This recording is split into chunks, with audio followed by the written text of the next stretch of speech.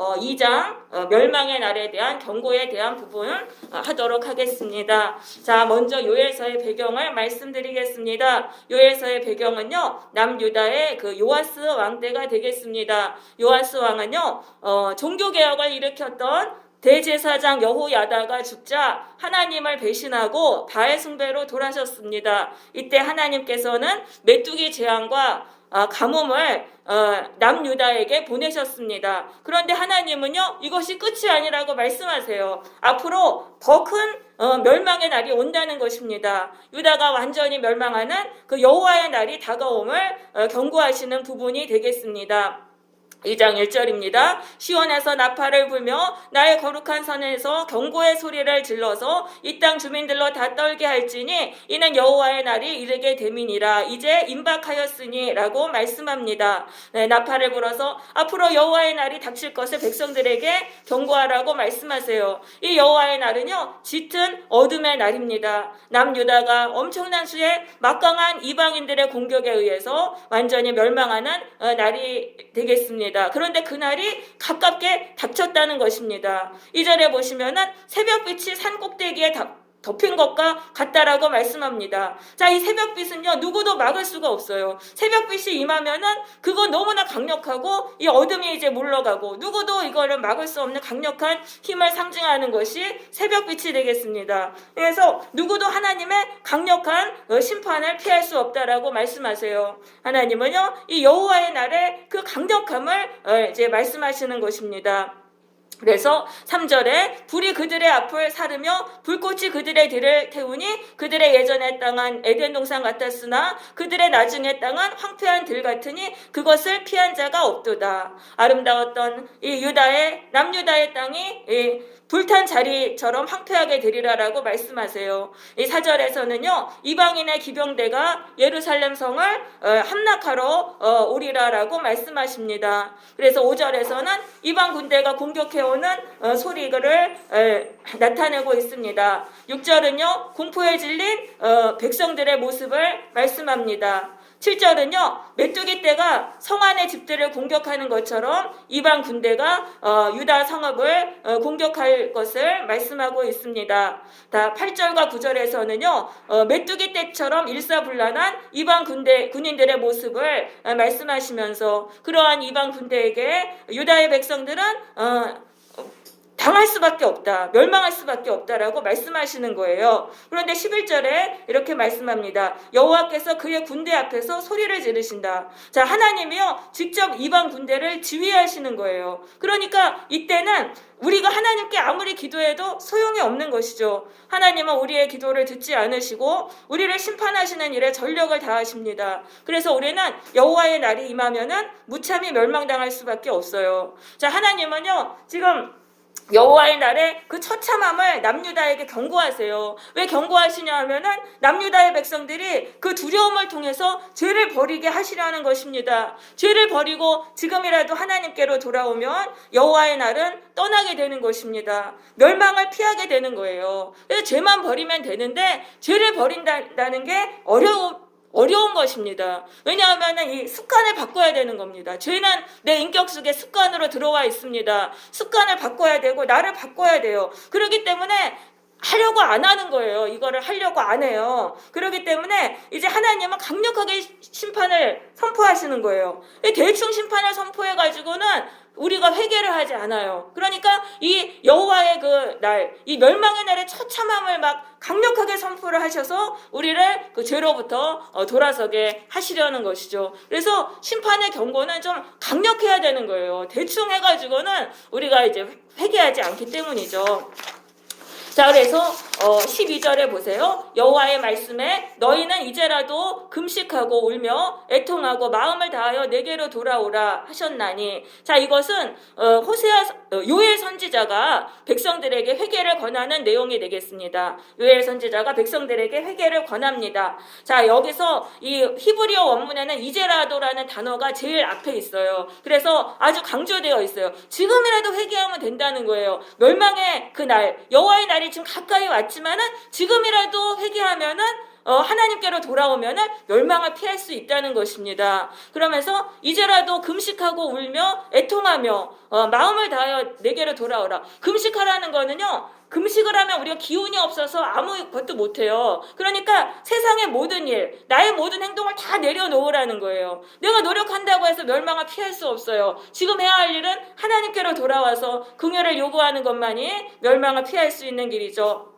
그래서 울며 애통하라고 말씀하세요. 우리가 울면서 진심으로 나의 죄를 슬퍼하면 하나님은 우리를 불쌍히 여기세요. 그래서 멸망의 날이 떠나게 해주시는 것이죠. 그러면서 13절에 너희는 옷을 찢지 말고 마음을 찢고 너희 하나님 여호와께로 돌아오라. 그는 은혜로우시며 자비로우시며 노하기를 더디하시며 인애가 크시사 뜻을 돌이켜 재앙을 내리지 아니하시나니. 자, 여기서 옷을 찢지 말라고 말씀합니다. 자, 이 옷을 찢는 것은요, 이스라엘 백성들이 슬픔을 표현하는 방식이었어요. 그러나 이 행동은요, 습관적인 행동으로 변하면서 외식의 도구가 되었습니다. 마음은 슬퍼하지 않고 옷만 찢는다는 것은 하나님을 속이는 가증스러운 행동입니다. 그래서 하나님은 옷을 찢지 말고 마음을 찢기를 원하셨던 것입니다. 그래서 마음을 찢으라는 건 뭐냐면 마음이 찢어질 정도로 슬퍼하라는 거예요. 마음이 찢어질 정도로 나의 잘못과 나의 과거의 죄를 슬퍼하고 하나님을 떠났던 것을 슬퍼하라는 그러한 말씀이죠. 그래서 이것이 뜻하는 바는 그렇습니다. 기도할 때는요, 우리의 마음이 담겨야 한다는 거예요. 우리가 이 교회 생활을 하다 보면은 기도를 습관적으로 이렇게 소리만 내지르는 기도를 하는 경우가 많습니다. 그런데 하나님은요, 그러한 기도를 받지 않으세요. 우리가 기도할 때는 우리의 마음을 담아서 진심된 그런 기도를 해야 되는 거예요. 기도를 짧게 하더라도 그 진심이 담긴 그런 기도를 하나님께 드려야 되는 것입니다.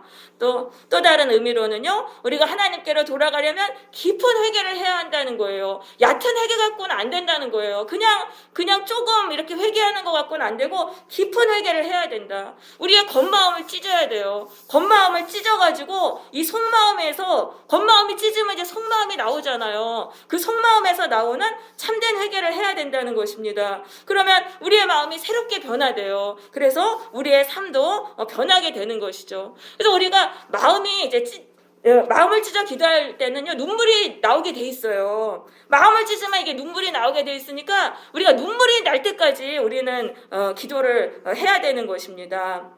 14절에서 주께서 혹시 마음과 뜻을 돌이키시고 그 뒤에 복을 내리사 너희 하나님 여호와께 소제와 전제를 드리게 하지 아니하실는지 누가 알겠느냐. 자, 여기서는 지금 요엘 선지자가 어떤 가능성을 말하고 있습니다. 이렇게 가능성을 말하는 것은 하나님을 이제 존중하는 표현으로 이렇게 말을 했던 것입니다. 그렇지만 하나님은요, 우리가 하나님께 회개하고 돌아가면 반드시 살게 해주세요. 그 악독했던 니느웨 성도 하나님께 회개하고 돌이키니까 멸망을 피하게 해주셨던 것이죠.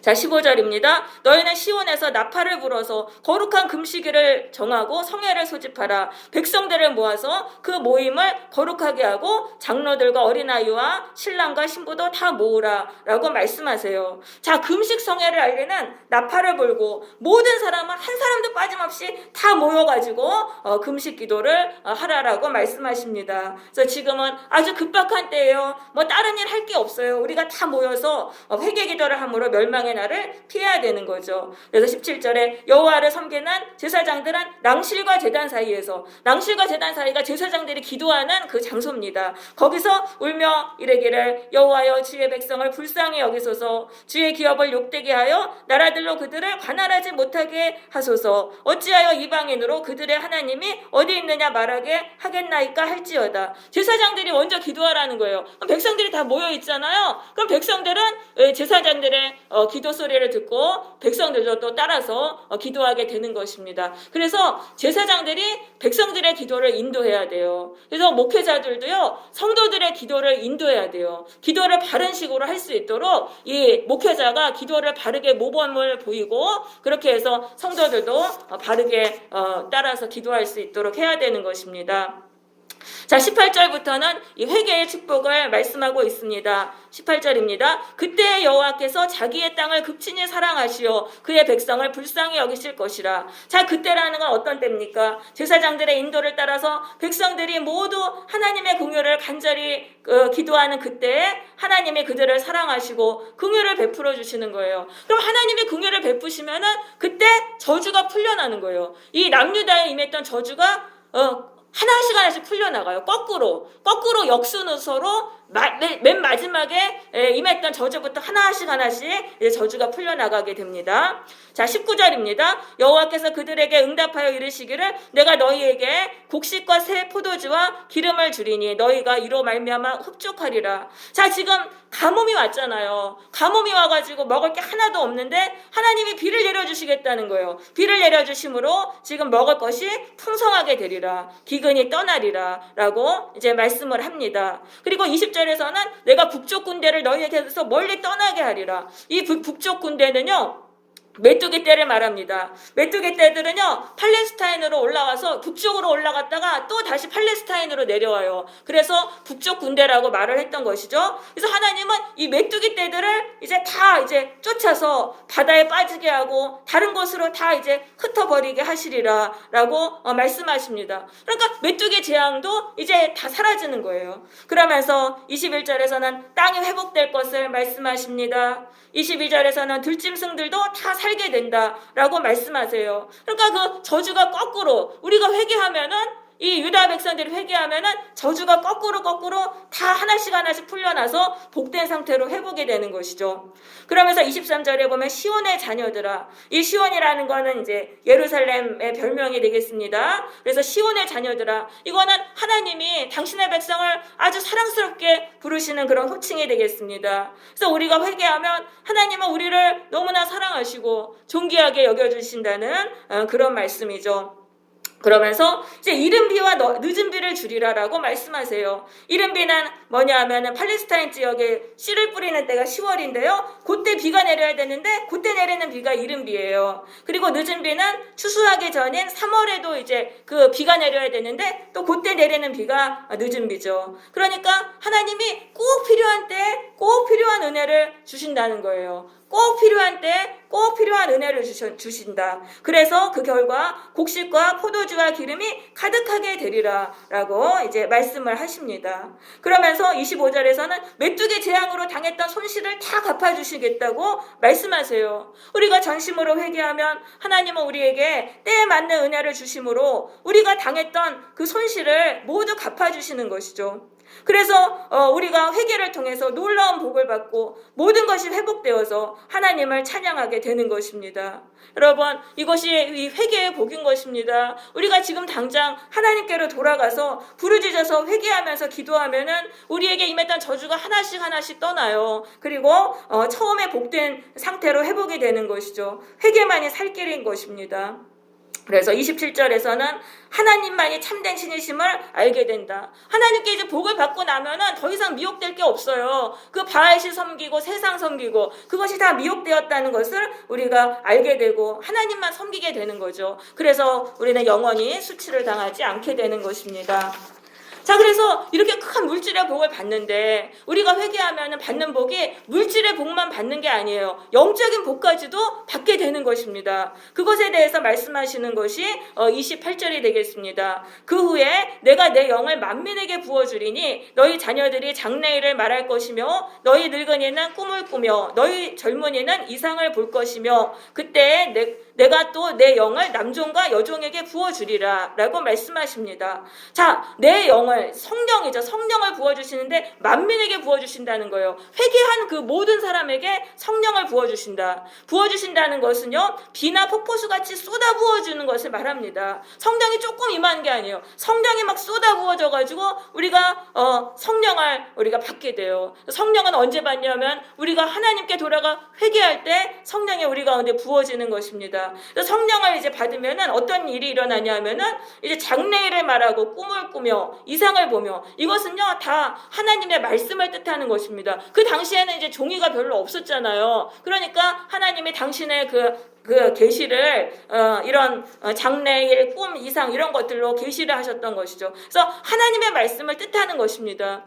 회개하는 심령에 성령의 폭포수가 임해가지고 말씀의 싹이 자라나게 되는 것입니다. 그래서 하나님께서 부어주시는 성령을 받은 자는요, 하나님의 그 말씀에 대한 관심을 갖게 돼요. 하나님의 말씀을 사랑하게 되고, 하나님의 말씀에 대한 관심과 열정을 가지게 돼서 모일 때마다 하나님의 말씀을 이야기하게 되는 거죠.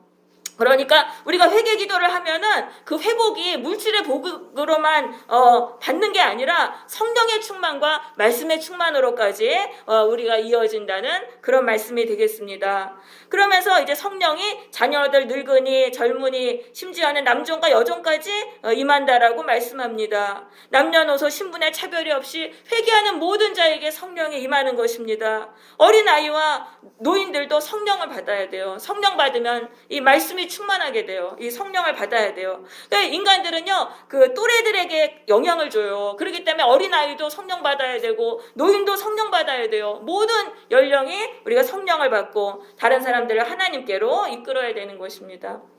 자, 세 번째, 이제 여호와의 날, 심판의 날을 피한다라고 말씀하십니다. 자, 회개한 자들은 여호와의 날, 심판의 날을 피하게 된다. 30절입니다. 내가 이적을 하늘과 땅에 베풀리니 곧 피와 불과 연기 기둥이라. 여호와의 크고 두려운 날이 이르기 전에 해가 어두워지고 달이 핏빛같이 변하려니와 누구든지 여호와의 이름을 부르는 자는 구원을 얻으리니 이는 나 여호와의 말대로 시온산과 예루살렘에서 피할 자가 있을 것이며. 네, 여기까지 보겠습니다. 자, 뭔가 이상한 일이 하늘과 땅에 일어납니다. 하늘과 땅에 이상한 일이 일어나고 뭔가 불길한 예감이 듭니다. 이것은요, 여호와의 날이 다가옴을 알리는 그런 예감이죠. 하나님이 인간의 세계에 개입하시는 때가 있습니다. 그때가 여호와의 날인데 그때에는 뭔가 이상한 느낌이 든다는 거예요. 뭔가 불길한 느낌이 드는데 이 남유다의 백성은 영이 살아났잖아요. 말씀 충만, 성령 충만으로 영이 살아났기 때문에 이 불길한 예감을 느끼고 이제 하나님께 기도하게 되는 거예요. 하나님 이게 뭡니까? 하고 기도하게 돼요. 그럼 하나님이 그때 이제 그들에게 피할 길을 내시는 거죠. 그렇게 돼서 이들은 심판을 피하게 된다라는 그런 말씀이 되겠습니다. 그래서 남은 자 32절의 남은 자가 피할 자와 같은 뜻이에요. 그래서 이 회개한 백성들은요, 심판을 피해요. 다른 사람들은 다 심판받아요. 그 심판이 오는 줄도 모르고 그래가지고 하나님께 심판받아서 깨지는데, 하나님의 백성들은 이게 심판을 피하는 거예요. 영이 살아났기 때문에 심판을 피하게 된다. 그리고 이들 중에 여호와의 부름을 받은 자가 있을 것입니다. 하나님의 심판을 피했기 때문에 하나님께 헌신하는 그런 종들이 생겨난다는 말씀이 되겠습니다. 네, 우리가 전심으로 회개하면 우리의 삶에 임했던 저주가 떠나고 물질의 복과 영적인 복을 받고 심판의 날을 피하게 되는 것입니다. 오직 회개만이 살 길입니다. 지금 당장 마음을 찢는 깊은 회개를 통해서 우리가 놀라운 복을 받아야 된다는 말씀이 되겠습니다. 네, 우리 한 5분 정도 또 이제 묵상하시고 우리 또 줌에서 서로 나눔 시간 갖도록 하겠습니다.